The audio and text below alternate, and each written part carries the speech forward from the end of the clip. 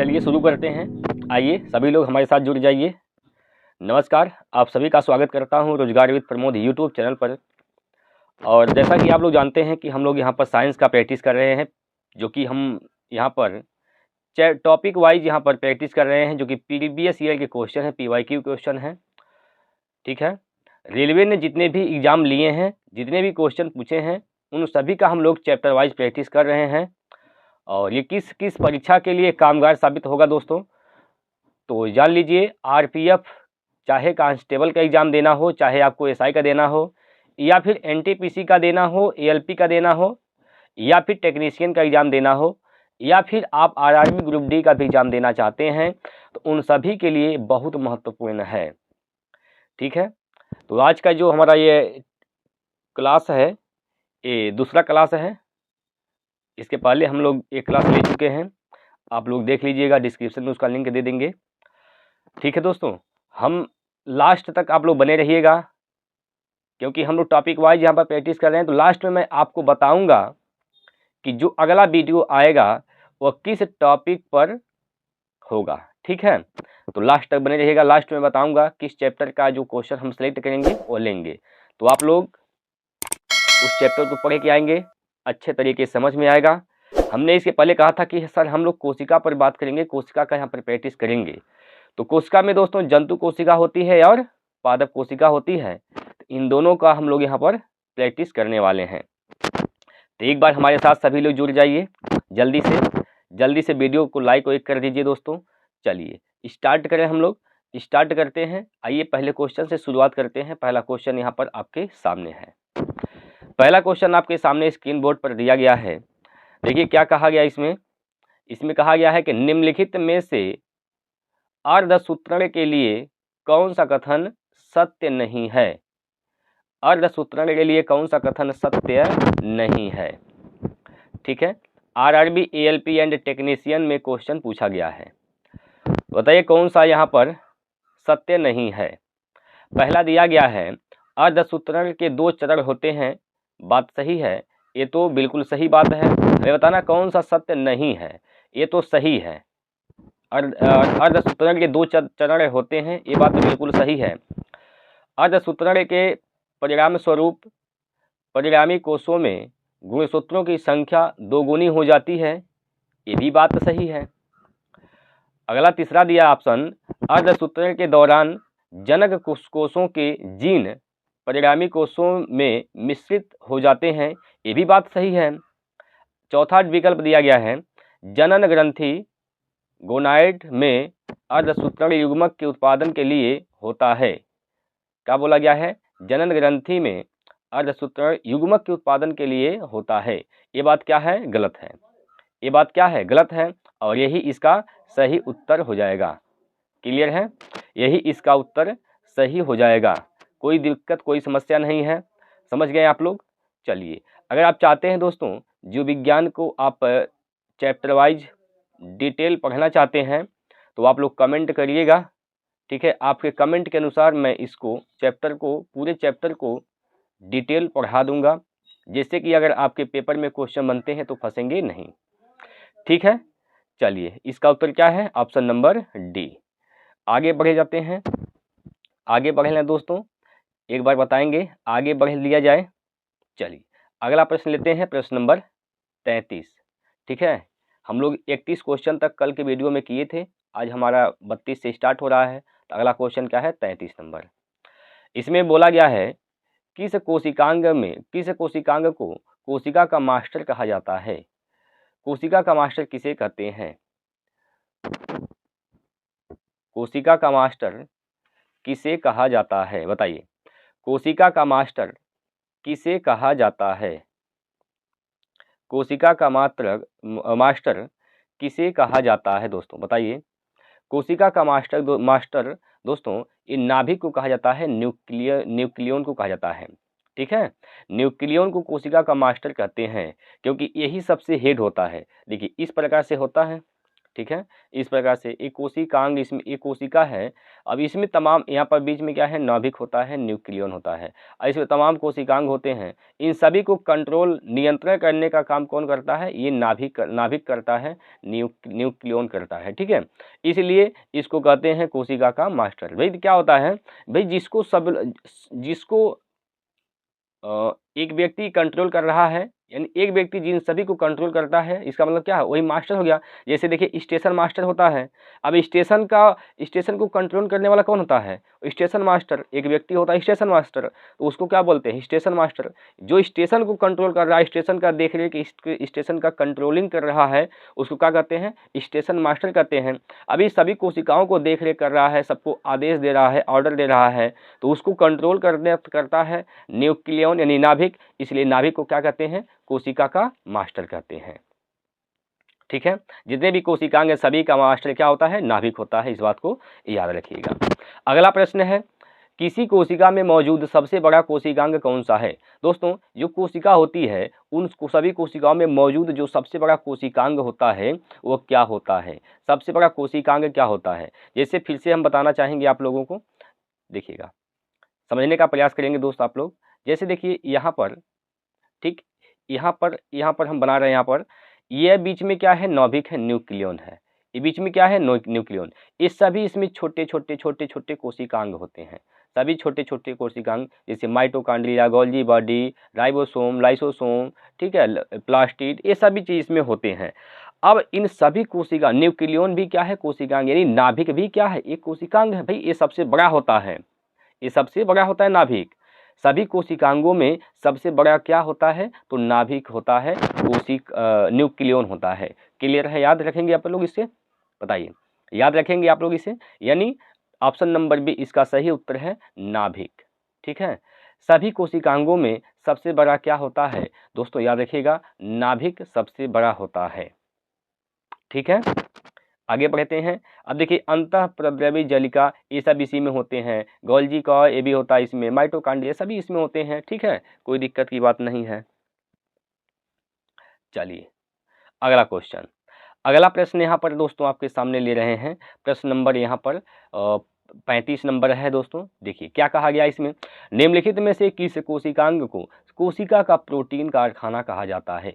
कोशिका का प्रोटीन कारखाना किसे कहते हैं दोस्तों, इस बात को यहाँ पर पूछा गया है। कोशिका का प्रोटीन कारखाना किसे कहते हैं, कोशिका का प्रोटीन कारखाना दोस्तों किसे कहते हैं। जल्दी से आप लोग भी आंसर बताइए, इसका उत्तर क्या होगा, बताइए। कोशिका का प्रोटीन कारखाना किसे कहते हैं। भाई कारखाना, प्रोटीन कारखाने का मतलब यह होगा जो प्रोटीन का निर्माण कर रहा होगा, जो प्रोटीन का निर्माण करेगा उसी को प्रोटीन का कारखाना कहेंगे। क्यों, जो प्रोटीन का निर्माण करेगा दोस्तों उसी को तो प्रोटीन कारखाना कहेंगे। ठीक है ना, तो प्रोटीन का निर्माण करने कौन करता है, बताइए।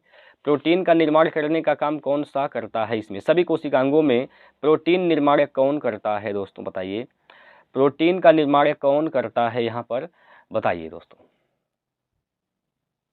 देखिए दोस्तों, प्रोटीन का निर्माण कौन करता है, तो प्रोटीन का निर्माण करने का काम करता है राइबोसोम्स। कौन सा, राइबोसोम्स। ऑप्शन नंबर डी इसका सही उत्तर है। राइबोसोम्स दोस्तों क्या करता है, प्रोटीन का निर्माण करता है। तो इस बात को आप लोग याद रखिएगा।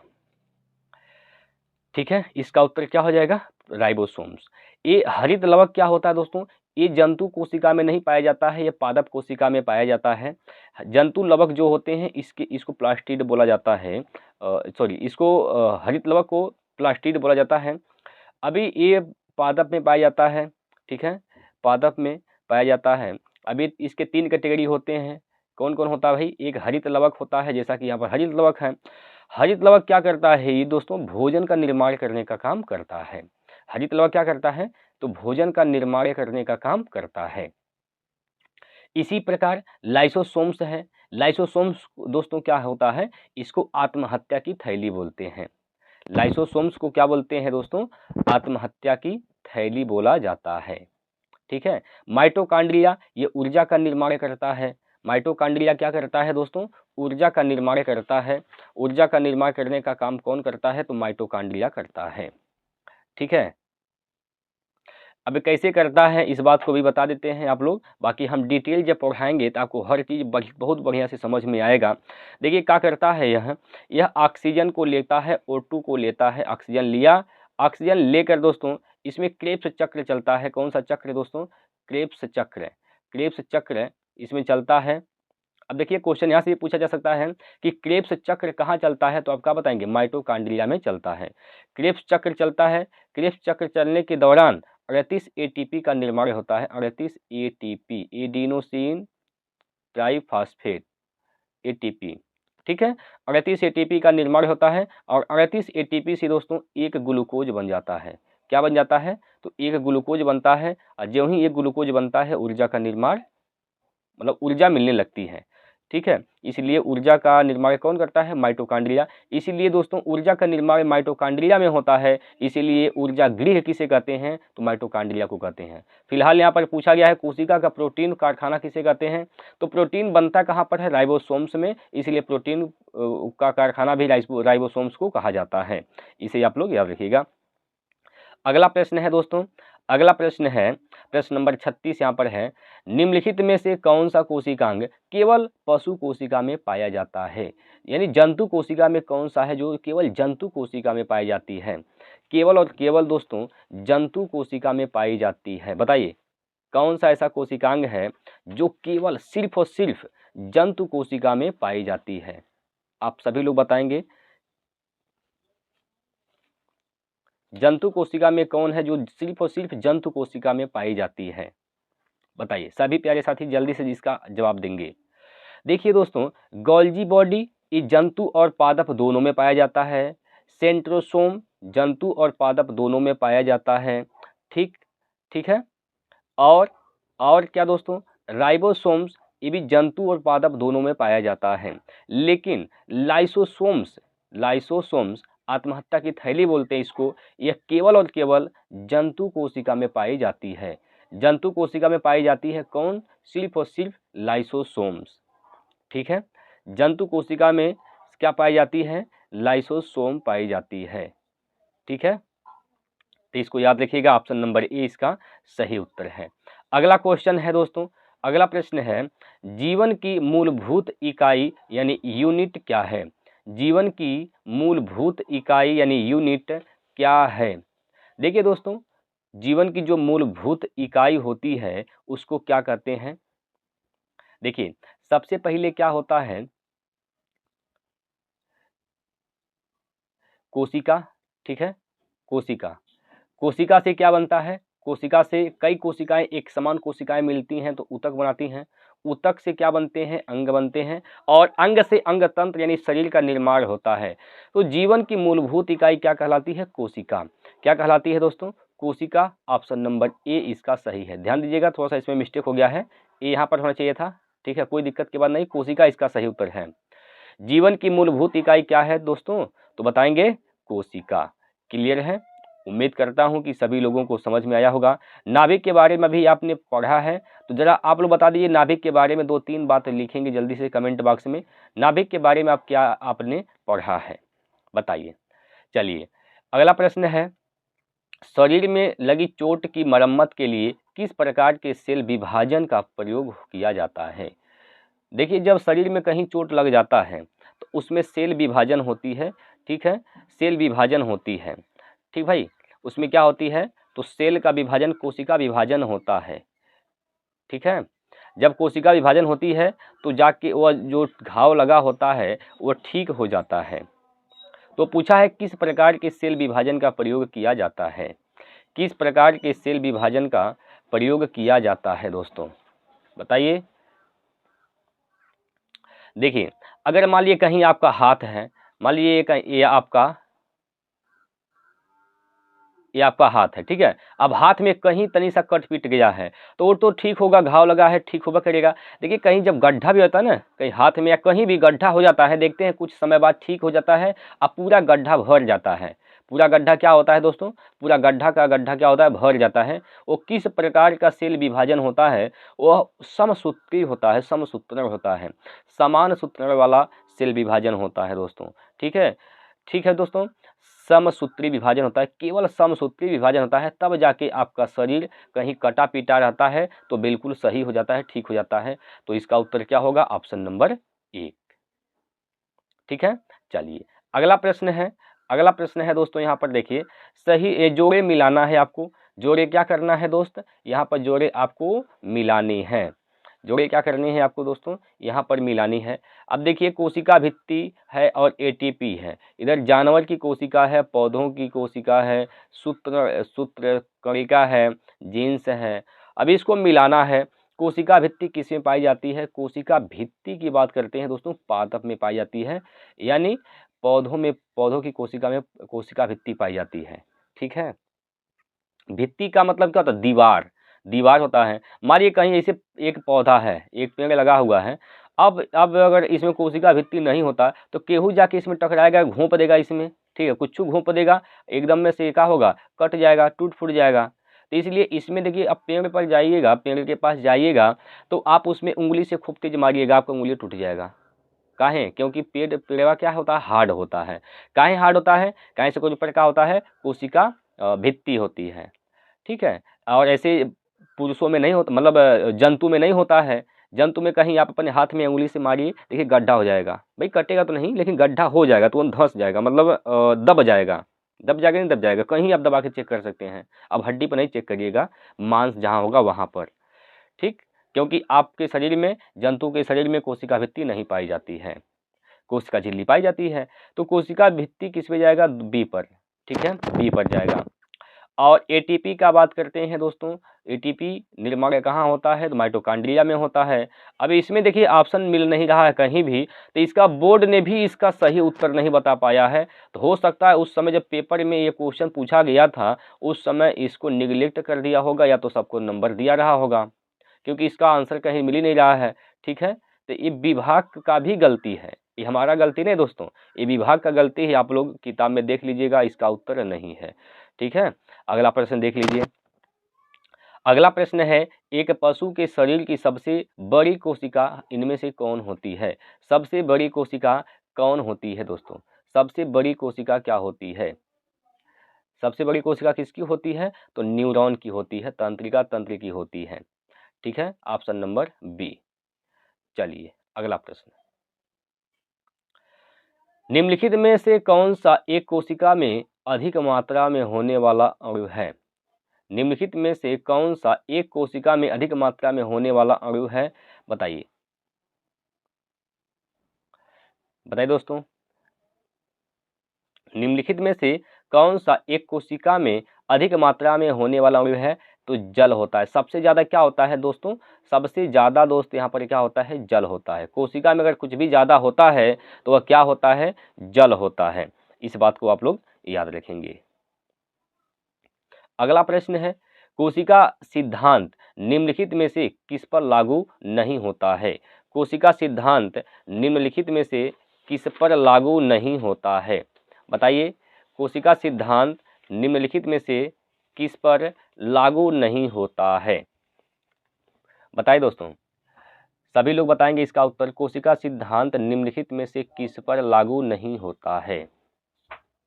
किस पर लागू नहीं होता है? तो बताइए, सभी लोग जरा बताएंगे। देखिएगा, कोशिका सिद्धांत दोस्तों, इसमें लागू किस पर नहीं होता है? तो याद रखिएगा, किस पर? विषाणु यानी वायरस पर। ठीक है, विषाणु यानी वायरस पर लागू नहीं होता है दोस्तों। ऑप्शन नंबर डी इसका सही उत्तर है। अब यही सिर्फ और सिर्फ विषाणु ही नहीं दोस्तों, देखिए जीवाणु पर लागू होता है, शैवाल पर लागू होता है, कवक पर लागू होता है, लेकिन विषाणु यानी वायरस पर दोस्तों कोशिका सिद्धांत लागू नहीं होता है। अब इसके अलावा और भी चीज़ें हैं, जैसे वायराइड है, वायराइड वायराइड वायराइड हो गया। ठीक है, प्रियान है, प्रियान, वायराइड है, प्रियान है, और आरबीसी है, आरबीसी। ठीक है, और ये विषाणु भी है। ठीक है, इन सभी पर कोशिका सिद्धांत लागू नहीं होता है। कौन कौन? वायराइड, प्रियान, आरबीसी, विषाणु। इन सभी पर कोशिका सिद्धांत लागू नहीं होता है। जरा आप लोग हमें कमेंट बॉक्स में बताइएगा कि कोशिका सिद्धांत किसने दिया था। कोशिका सिद्धांत किसने दिया था? कोशिका सिद्धांत किस वैज्ञानिक ने दिया था? बताइए, कोशिका सिद्धांत किस वैज्ञानिक ने दिया था? कोशिका सिद्धांत दोस्तों किस वैज्ञानिक ने दिया था? तो कोशिका सिद्धांत दो वैज्ञानिक दिए थे, स्लाइडेन एंड स्वान। कौन कौन? स्लाइडेन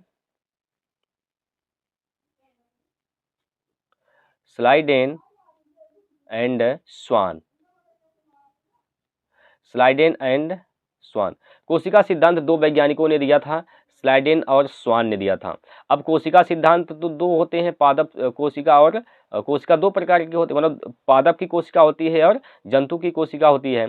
तो इन दोनों में कौन सा जंतु कोशिका सिद्धांत दिया था, कौन पादप कोशिका सिद्धांत दिया था? देखिए यहां पर लिखिए पादप। पादप हो गया, ये क्या है?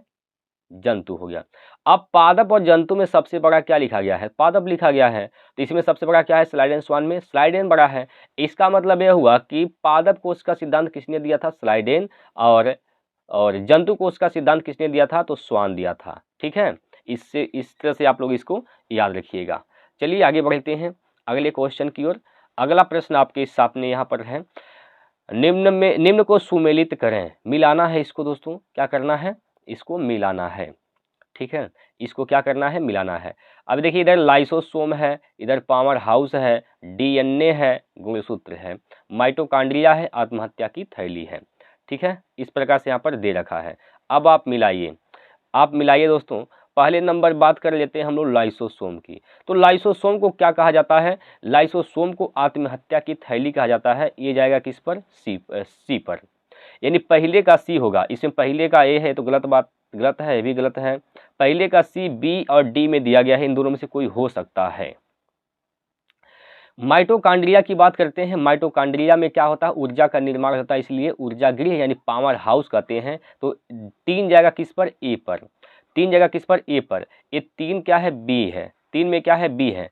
3 एक इसमें है, तो ऑप्शन नंबर यहाँ पर इसमें है दोस्तों, बी में है। यहाँ पर देखिएगा थोड़ा सा गलती हो गया है, इसमें ए बी सी डी में थोड़ा मिस्टेक हो गया है, तो आप लोग घबराइएगा नहीं। ठीक है, तो इसमें जो है तीसरा जो इसका ऑप्शन है वह सही हो जाएगा। ठीक है, कोई दिक्कत की बात नहीं है। आगे बढ़ लेते हैं, आगे चलते हैं अगले क्वेश्चन की ओर हम लोग कदम रखते हैं दोस्तों। और यहाँ पर अगला प्रश्न आपके सामने है। अगला प्रश्न है आपके सामने, कहा गया कोशिका का प्रकार्यात्मक क्रियाओं का नियंत्रण कौन करता है? कोशिका प्रकारात्मक क्रियाओं का नियंत्रण कौन करता है? कौन करता है दोस्तों? तो जो बीच में सबके पिताजी बैठे होते हैं, कौन होते हैं? न्यूक्लियन यानी नाभिक, जिसको हम केंद्रक भी कहते हैं। तो केंद्रक इसका सही उत्तर होगा दोस्तों, ऑप्शन नंबर डी। ठीक है, सबको नियंत्रण करने का काम कौन करता है दोस्तों? तो नियंत्रण करने का काम यहाँ पर नाभिक करता है। इसी को न्यूक्लियन भी कहते हैं, केंद्रक भी कहते हैं। ठीक है, चलिए अगला प्रश्न है, प्रश्न नंबर 45 पर पहुंच चुके हैं। देखिएगा, सूत्री विभाजन के चरण का नाम बताइए जिसके दौरान विभाजित सेल के गुणसूत्र मध्य रेखा पर स्थित होते हैं। मध्य रेखा पर स्थित होते हैं किसमें? किसमें होते हैं दोस्तों? जरा आप लोग हमें कमेंट करके बता देंगे, फटाफट कमेंट करके बताएंगे इसका उत्तर क्या होगा। बताइए इसका उत्तर क्या होगा दोस्तों, जल्दी से आप लोग बताइएगा, जल्दी से आप लोग कमेंट करके बताइएगा कि सूत्री विभाजन के चरण का नाम बताइए जिसके दौरान विभाजित सेल के गुणसूत्र मध्य रेखा में स्थित होते हैं। कौन सा इसका उत्तर सही है दोस्त? कौन सा इसका उत्तर सही है, जरा आप लोग बताइए इसका उत्तर सही क्या है? बताइए, आप लोग पढ़ के आए होंगे, कोई दिक्कत की बात तो नहीं है, आप लोग पढ़ के आए हैं। देखिए इसका सही उत्तर क्या है? मेटाफेज। कौन सा फेज दोस्तों? मेटाफेज। ठीक है, मेटाफेज। ठीक है, सूत्री विभाजन समसूत्री विभाजन का जो चरण है उसको क्या कहेंगे हम लोग? मेटाफेज कहेंगे। तो मेटाफेज यानी यहाँ पर उत्तर क्या सही होगा? ऑप्शन नंबर सी सही होगा दोस्तों, ऑप्शन नंबर सी। ठीक है, ऑप्शन नंबर सी इसका राइट आंसर हो जाएगा। ठीक है, चलिए अगला क्वेश्चन लेते हैं। अगला प्रश्न है आपके यहाँ पर स्क्रीन पर। अगला प्रश्न आपकी स्क्रीन पर दिया गया है 46 नंबर क्वेश्चन। देखिएगा, ये पादप कोशिका है दोस्तों। इसमें कहा गया कि पौधों में पाया जाने वाला नीला, बैगनी या लाल फ्लेवोनाइड वर्णक किसकी उपस्थिति के कारण होता है? बताइए किसकी उपस्थिति के कारण होता है दोस्तों? आप लोग बताइए इसका उत्तर क्या होगा? किसकी उपस्थिति के कारण होता है? बताइए किसकी उपस्थिति के कारण होता है? तो ये होता है दोस्तों एंथोसाइनिन के कारण। किसकी उपस्थिति के कारण? साइनिन के कारण होता है। ठीक है, इसके आप लोग याद रखिएगा। क्लोरोफिल का काम क्या होता है? भोजन का निर्माण करता है क्लोरोफिल। ठीक है, अगला क्वेश्चन देखिए। निम्नलिखित में से कौन सा कोशिका अंग पादप कोशिका में पाया जाता है? कौन सा कोशिका अंग है? ये जो पादप, देखिए पादप कोशिका जो होता है ना, वो चरकोर इस प्रकार से, कुछ इस प्रकार से होता है, इसमें पाया जाता है पादप कोशिका में। देखिए क्लोरोप्लास्ट, सही बात है। ठीक है, पादप कोशिका में पाया जाता है। माइटोकॉन्ड्रिया जंतु और राइबोसोम जंतु और एंडोप्लाज्मिक रेटिकुलम में भी जंतु में पाया जाता है। तो ये जो क्लोरोप्लास्ट होता है दोस्तों, ये जंतु कोशिका में नहीं पाया जाता है। ये किसमें पाया जाता है? यह पाया जाता है किसमें? पादप कोशिका में। क्लोरोप्लास्ट, इसका काम क्या होता है? ये भोजन का निर्माण करता है। तो अगर ये मनुष्य में होगा तो मनुष्य खुद भोजन का निर्माण करेगा। अब मनुष्य तो दूसरे भाई जंतु जो होते हैं वो दूसरों पर निर्भर होते हैं। अब पादप स्वयं भोजन बनाता है, किसके कारण से? क्लोरोप्लास्ट के कारण से। तो किसमें पाया जाता है? पादप कोशिका में पाया जाता है क्लोरोप्लास्ट। इसका उत्तर क्या है? Option number A. ठीक है, अगला प्रश्न है। निम्नलिखित में से कौन सा घटक पत्तियों को हरा रंग प्रदान करता है? पत्ती को हरा कौन करता है? पानी करता है? नहीं। नाइट्रोजन करता है? नहीं। क्लोरोफिल करता है दोस्तों। पत्तियों को हरा कौन करता है? तो क्लोरोफिल करता है। यहाँ पर ऑप्शन नंबर सी सही है। ठीक है, अगला प्रश्न देखिए। पौधों में कोशिका भित्ति का निर्माण करने वाले जटिल कार्बोहाइड्रेट को क्या कहा जाता है? बताइए। पौधों में कोशिका भित्ति का निर्माण करने वाले जटिल कार्बोहाइड्रेट को क्या कहा जाता है? तो ये कहते हैं दोस्तों सेल्यूलोज। सेल्यूलोज जो होता है दोस्तों, यह पादप में पाया जाता है। यह कोशिका भित्ति का निर्माण करने का काम करते हैं। तो इसका उत्तर क्या है? Option number B. ठीक है, कोई दिक्कत की बात नहीं है दोस्तों। यहाँ पर हम लोग प्रैक्टिस किए हैं किसका? आरआरबी रेलवे के द्वारा पूछे गए विभिन्न परीक्षाओं में प्रीवियस ईयर के क्वेश्चन। हम लोग दो टॉपिक लिए हैं, जंतु कोशिका और पादप कोशिका। ठीक है, तो आप लोगों का क्या स्कोर रहा है आप लोग हमें ज़रूर बताइएगा। बाकी अब कल जो हम टॉपिक स्टार्ट कर रहे हैं दोस्तों, उस टॉपिक का नाम आप लोग एक बार नोट कर लेंगे। उस टॉपिक का नाम नोट कर लेंगे दोस्तों, उस टॉपिक का नाम है ऊतक। क्या है दोस्तों?